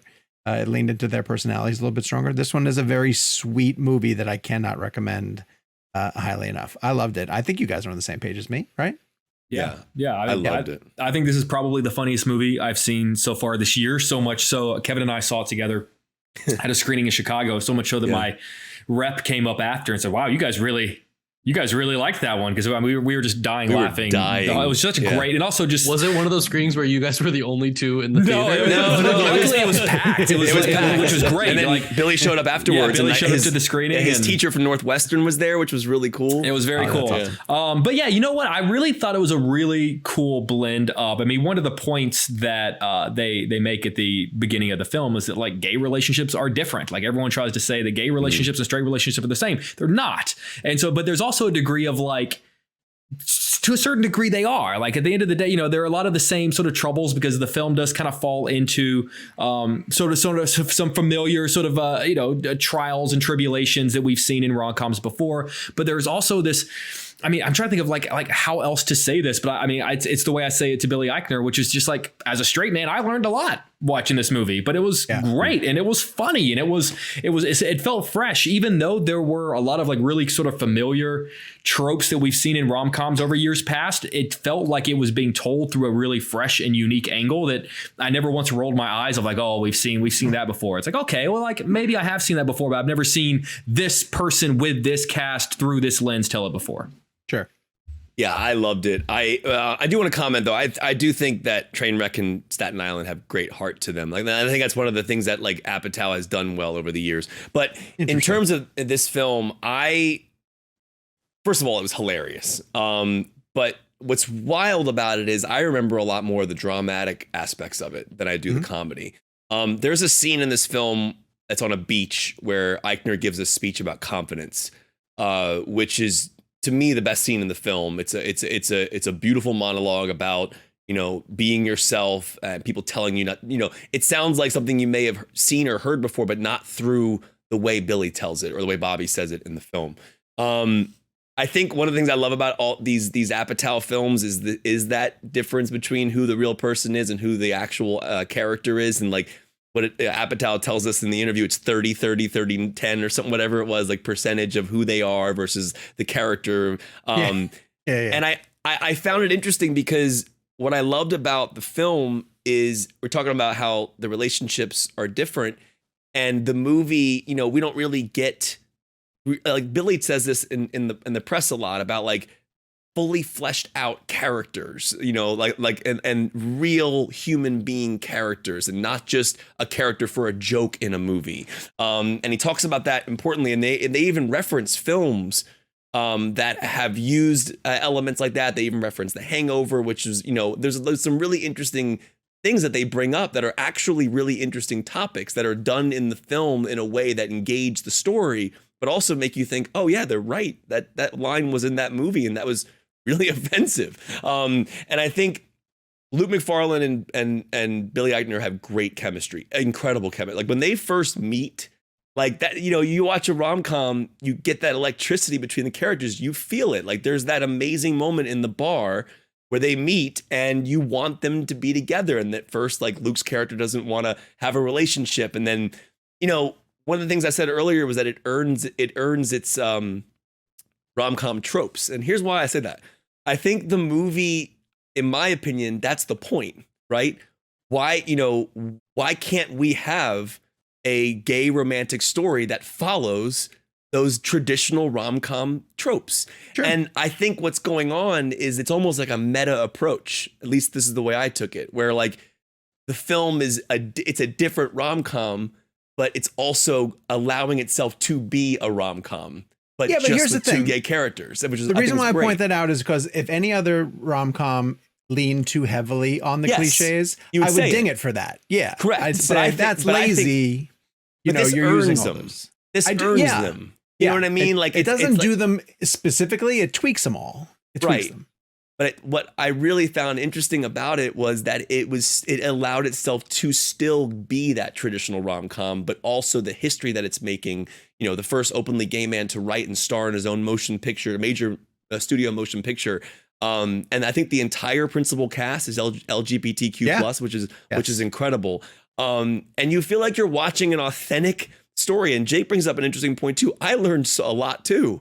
Like it is a very fascinating film that is supposed to teach you, but yet also entertain you. And then the heart of it is just amazing. Like I think, you know, you go back to Trainwreck, for example, the scene at the Knicks at the garden at the end when she does that whole dance number. Like Kevin was gonna say, I learned what basketball was. No, but my point being is that like each of these films, these Apatow films and Stoller, whatever, there's a beautiful heart to them, really. And I think what's great about it is it's still an R-rated raunchy comedy. It's still raunchy. It's still funny. And I'm glad you brought up the history, Sean, because I thought this was really cool how they did this, because you really could fall into a bad territory of exposition in that case, where you're trying to teach the audience or give the audience, because they even say in the film, like, everybody knows only this thing about gay history, but what about these incredible people who were on the forefront? That was one of the questions I asked Billy and Luke in the interview. Is there's this moment where Luke is basically, for people who haven't seen it, Billy Eichner's character's creating a museum, an LGBTQ plus museum that teaches gay history. And in the film, essentially what happens is like Luke and him are, you know, on a date or whatever, and Luke shows up into the museum before it even opens, and he's looking at himself in a reflection. And at the museum, when they're highlighting somebody, it says the 3 things that they've done in their lives. So I asked each Billy and Luke, like, if you guys were to be in a museum like this one day, like what are the 3 things that you would want it to say about your life, like what you've done to push that forward? And they gave great answers to that. But the history that you're talking about, which I thought was great, was they teach you a lot about LGBTQ plus history through story. And it's not exposition. It's not someone just preaching it to you. It's like, oh, we get to learn it through the museum because that's how people are going to learn it in the film. Sure. But yeah, I was really impressed with this. Jake and I were laughing so hard, and it is just an emotional, really well-made romantic comedy. And it's awesome. And Billy is great, and Luke is great, and the cast is great. And it's like, it has a 95% of Rotten Tomatoes. And I'm not a Rotten Tomatoes person who looks at that and makes definitive answers on movies. But to see that number on that movie makes me so happy. And I Sean scoffed at this idea, but I did say that his screenplay should at least be in consideration for an original screenplay. What nomination. about song? Best song. And that song, who they should get to perform it at the Oscars. No, Billy and that person. Yeah, and that person. That would be really funny. That would All be, right. yeah. Well, I'll be really curious. We'll talk Bros box office in the next episode because I'm really curious to see if people come out. I hope it does well. This. I really do. Yeah, I hope it does as well too. The blend game this week is going to be a unique one we're trying to do where we are pulling out double features and the hosts get to program. Let's say we're stuck at home one night and we're entertaining ourselves with a unique double feature. No real parameters as to how or why we were choosing the movies that we choose. But we can go with a million different directions. And we're going to keep this quick because we've been sort of digging deep into both Blonde and Bros. So, Jakey, why don't you go with your double feature and tell us what you're choosing and briefly why you chose it? Well, mine is a thing I've touched on the show, so I won't take too much time. But it's a yearly tradition that I do once a year, and I look forward to it so much. But it has to be planned out. Whenever I know a big snowstorm is coming into Chicago. Like I know it's on the way. We can plan for it. They're talking feet of snow coming in. I get all like the ingredients. May or June? Yeah, exactly. Any Tarantino day loves now. feet of snow. And so I go to the store. I'm not even going to touch that. I go to the store. I get all the ingredients to make my slow cooked chili, and I make it all day as I prepare for the storm to come in. And then I do a double feature of The Shining and The Thing. There's just something about those two movies with the lights out while you're actually literally being snowed in to where you're watching that just you have an order? It's the greatest thing. You switch the order? I kind of switch the order based on like what's the most recent one I've watched. If give us the programming. What's the Hamilton double feature? Like how would you present this? Well, what I'll do is I'll make the chili, put it in, and then I usually pour myself a whiskey. I always have like a bottle of whiskey on hand, single cube. And so for this instance, if it were if there were going to be a snowstorm tonight, I just watched The Shining. So first up would be The Thing. So take aside what you've watched. I'm talking about like if you were to build this as a feature and actually show it to the public, what would be your reasoning to put one before the other? Like how would you? Because you got to think about the emotions of the night. You're watching one. And then you want to end on the one. So like, what is the one you want to leave at the end? Like, I would probably do The Shining first, just because it's a little bit more of a slow burn than The Thing is. And you want to end like, if that were one big giant film, you would want it to go like that. Yeah. So you kind of build up the anticipation. And then when The Thing kicks in, from that opening scene of the helicopter chasing the dog, you've got, it kicks right off the bat, as opposed to Shining takes a little bit longer. So if I hadn't seen either of them for a long time, I would probably start with The Shining first. But based on the fact that I just saw The Shining in theaters a few weeks ago, I'd probably go with The Thing first. But you got to pair it with my world famous chili, no beans, and a little splash of whiskey. It's weird, Jake. Beans are really good for your heart. The more you eat, don't. Stop. It's also unusual that Jake is referring to the 2011 thing, which he just loves. Right. Constantly is talking about that one. And I'm actually talking about the Simpsons version of the Shinning. Come on, boy. Do you want to get sued? There are people like who still. This was like a tweet the other day that I saw. People don't realize that Carpenter's The Thing is a remake. Yeah, people forget that. Yeah. Well, it came out a long time ago, I think. Sure. So, I went with my parameters for a double feature. They should be short movies. I want 90-minute movies. Because if you went if with I'm The Irishman in for and Blonde, yes. And Blonde, yes, yeah. Brought to you by Netflix. And I want to go with, I don't want to sit down and analyze these movies, for 4+ hours. I don't want to be, chewing heavy material. So I went with comedies. And so I picked the two, to me, tightest and funniest movies that you could ever put side by side, which would be Airplane leading right into The Naked Gun. And I just think that those two go so well hand in hand because while there might be funnier movies, that style of humor to me is so perfect. It's just joke, and they're dumb jokes and they're dad jokes and they're bad puns, and no one's better at it than Leslie Nielsen. It's I was rewatching clips of The Naked Gun today to just sort of refresh my memory on them, and him hopping into the teenage driving school girl so that he could chase after the car, and how bad she is at driving, and just all these stupid jokes that I appreciate so much more. And I just think that those two together work well as a double feature, and it's light and you can just laugh your way through it. And to talk about the order, I would definitely put Airplane first, because I think it's probably a little dated. I haven't gone back and rewatched it in a while, but I'm sure, there's still some jokes that are just timeless in it, but there are some that fit the time frame of it. Naked Gun is hysterical. One of the clips I was rewatching to catch up is just him as the umpire, and loving how much the crowd enjoys him calling strikes, him having to search the players as they come up to the plate, because and ironically we've lost the queen now at this point, and she was going to be assassinated at this baseball game. So did you see that old Leslie Junket interview that's making the round? I'd always heard about this, but never actually seen the video. But yeah, I've always heard videos that if you went in for a Junket interview with Leslie Nielsen, that he would be very serious, and then all of a sudden would just start pressing the button on the fart machine. And I'd heard that for years, and somehow someone got video of that, and it's been making the rounds on Twitter these past few weeks, and it's genius because of how straight he plays it, which was always his bit. He was always straight in his delivery. God. He was a genius. I did that in 10th grade. I brought a fart machine into a class and I put it up near the teacher's desk and I would press it during the class. How have you never told us that story? I know, right? I mean, that was amazing. He just assumed we knew that. Yeah, he just assumed that we assumed he did that. Exactly. Yeah. I mean, come on, guys. I think Bathroom Blend. I'm still trying to play that on this show. What is your pick, Kev, for double feature? All right, so I have a parameter set up for this. Okay, so this would be at the New Beverly. Ooh. Okay, these would be two 35 millimeter film prints. Okay. I really hope they're like two really, really ridiculous movies. I hope you like build this up and then it's like really stupid.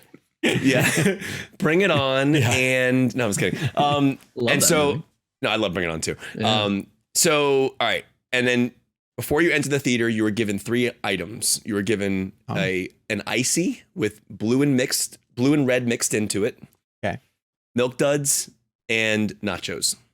Okay. Where do I put those whenever I don't want to bring them with me to my set? I'm just kidding. Well, I'm just kidding. This is all part of it. You sit down. Your first movie is a 35 millimeter film print of James Cameron's Terminator 2. Oh. Okay. All right. So we open up the McCarthy Festival with that. Okay. The 2 Film Festival. Yeah, it's 2 Film Festival. That's okay. Now, the reason why I've chosen the next film, which is True Lies, is I like the idea of the different Arnold from one to the other. Also, True Lies is a great comedy. I just rewatched it recently. On Hulu. And Jamie Lee Curtis. And by the way, you can't find True Lies anywhere. So if you want to watch it, it's on Hulu. It was like Christmas Day when I saw it popped up on Hulu. I was like, oh my God. But the reason why I chose those 2 films was because for me growing up, like Terminator 2 obviously was my favorite movie ever made.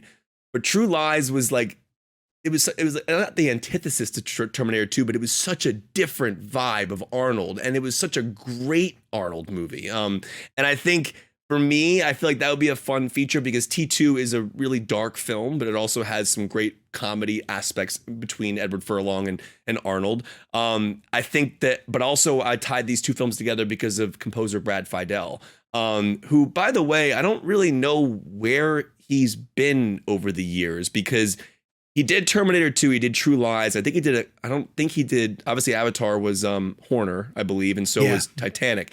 But I don't believe Brad Fiedel passed away. I just don't know if he stopped working. Interesting. So, and he, what'd you say, Gabe? You were on mute. He's 71. Right, 71. So this guy did like 2 of my favorites. I mean, the score for Terminator 2 is iconic. Dun, dun, dun, dun. I mean, like that score, no one really talks about Brad Fiedel. I hope I'm saying his last name right. But anyway, so that's my double feature. I did that feature because I think it would be great to start off with Terminator 2 and then just, if you can just end on "you're fired" when he fires that missile, I just think it's great. I feel like you'd walk out of that theater and you'd be happy. A lot of people be pumped for that one. Just a good Arnold double feature, man. Well, we want to thank you guys for... One of the appeals of my double feature is that no one else is there, so no one's invited to mine.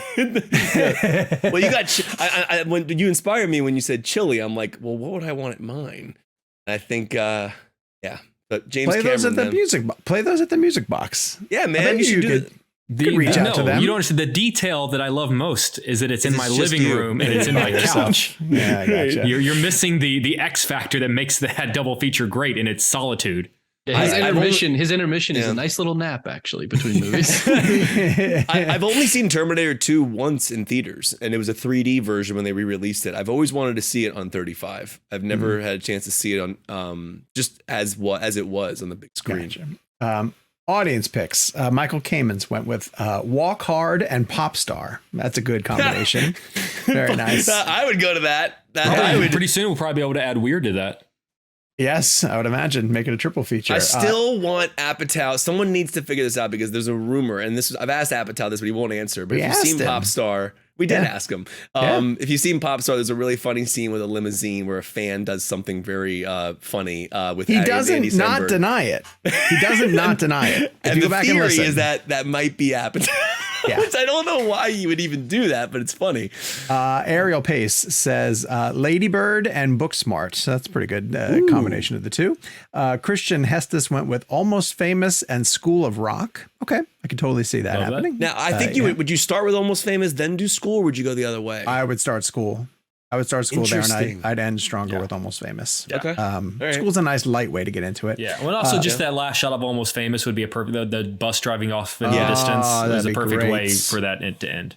Michael Nip said The Highlander and Beastmaster. All right, come back to some 80s fantasy here, and then Satith's Godi went with Gone Girl and Pride and Prejudice. All right, those are tough films. That's one I would like to know. I mean, like Gone Girl maybe paired with like, I don't know. I don't even like know. A Basic Instinct or Fatal Attraction. I want a little more inspiration, a little more information on the inspiration between putting those two together. So I do have one for Sean that I think would be a good double bill. We could do Forrest Gump. Yeah. And then all three Lord of the Rings as one film. Jesus Christ. That would be painful. Right, Jaws and the original Alien would be good. For next week, reach out on Twitter. This one's going to be a lot of fun using hashtag Margot Robbie Blend. And you can let us know your pick on social media, as mentioned, hashtag Margot Robbie Blend, or you can email us at realblend@cinemablend.com. You guys know the drill. That is where you can send us a review.